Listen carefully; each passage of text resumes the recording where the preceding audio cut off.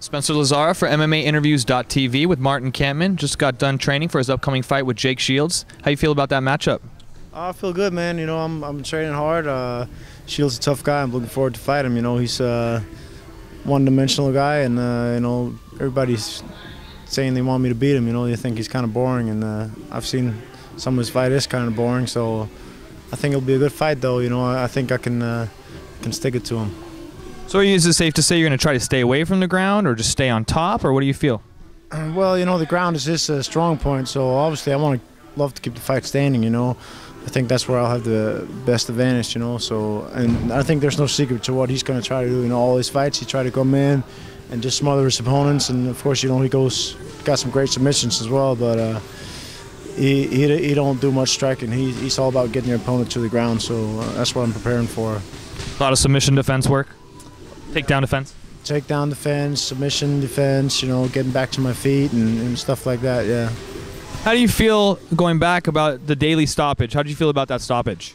You know, I'm disappointed in myself for even putting the referee in a position like that. You know, I think I didn't fight a smart fight. I think I should have beat him. I could have beat him, and I think, you know, I can beat him. I still do. You know, I'd love to fight him again. You know, but I still think it was an early stoppage. You know, I've been knocked down before, and I was rocked, obviously, you know, but I've been hurt worse before and came back and won fights, you know, like when I fought McFedries, for example. I was hurt and came back and won that, you know. And, I mean, so I think they should have let it go, you know. I'd rather have him knock me all the way to the ground and then, you know, see him stop the fight. But, you know, most of all, I'm not blaming the referee. I'm blaming myself for even putting him in the position to make that choice, you know. So I'm more disappointed in myself. I fought an unsmart fight, you know. I played right into his strength and his game, and it was a bad move by me, you know. I think I can beat him, and like I said, I'd love to fight him again. Do you think maybe going to the ground at that point actually would have been maybe a smarter move in that position you were in? Oh yeah, but I got to get him there first, though, you know. But of course, yeah, I don't think Daly's very good on the ground. I think I could dominate him on the ground, yeah.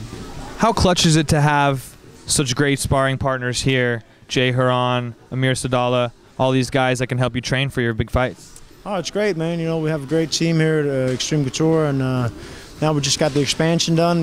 That's where we're in here, you know. We just got to open up a big, like we just doubled the space here in the gym. So, you know, it's great to have a great facility to train at, and like you said, great training partners, you know. We got Mike Pyle is preparing for a fight as well, and Gray is about to start his training camp for Frankie Edgar, you know, and Amir's fighting soon too, you know, so it's great to have all these good guys to work with. And what do you think, tell me a little bit about your start in MMA, how you got into it, and your move from Denmark here to the States. Yeah, I'm from Denmark originally. I started fighting in Denmark and in Europe, you know. I fought in England a couple of times. I fought in, you know, Sweden and Russia, and, you know, around the European MMA scene, and that's where I started out my career. And I got over here actually visiting Mike Pyle, you know, because he used to live in Denmark, and that's where I met him. So he got me started over here in the U.S., and I had the opportunity to fight over here. So yeah, just being at the right place and the right time, you know. And after my second fight in the UFC, I decided to move over here and try to pursue it full time, you know. So I'm still here. Does your family get to see the fights back home?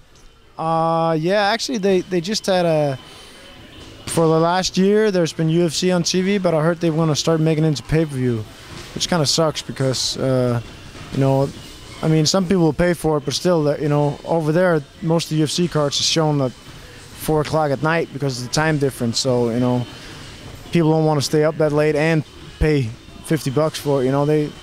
Before it was free TV at least, you know, and people, you know, people are staying up late, you know. But I hope it will continue to stay on free TV, especially because the fan base is still not that big, you know. It's a couple years behind what it is over here, you know. But you know, I think keep it on free TV a little bit more, and it'll help the fan base grow. How stoked were you when you got offered to fight with Jake Shields? Because when he got signed, people were talking immediate title shot, this and that. So for you coming off, you know, what happened? Coming back, fighting a contender, how clutch is that for you to get right back in the mix? Oh, that's great. You know, I fought Thiago, and I had a great win there, and I said I wanted to fight, you know, the top guys. You know, I was calling out Dan Hardy at first, you know, because I heard he was calling out. He said before my fight with Thiago, he wanted to fight the winner of that fight, and I thought that would be a great matchup for me as well. But Fitch and Alves was matched up against each other, and St. Pierre and Koscheck was matched up. So Dan Hardy didn't get that fight. So you know, Shield is it's a great substitution for all of them. You know, he's one of the best fighters at middleweight. You know, and now he's moving down to welterweight. So I think that'll be a great win as well. Do you think for you, coming down obviously from 185 to 170, now you've had multiple fights acclimated, do you think that's going to help you a little bit? No, he's fought at 70 before, and he can make the cut, you know, and I mean, cutting the weight for me is no problem either. You know, when I fought at 85, I was pretty much weighing the same as I do when I fight at 170. So there's not, you know, there's not really any difference. Only on weigh-in day, I'm lighter. That's the only difference. So. You know, he's fought at 70 most of his career as well, so I don't think it's going to be, you know, anything deciding factor. I know he got pretty big for the fights against Henderson, so maybe, you know, maybe I hope he'll be hurting a little bit with the weight cut, but I'm sure he'll make the cut all right.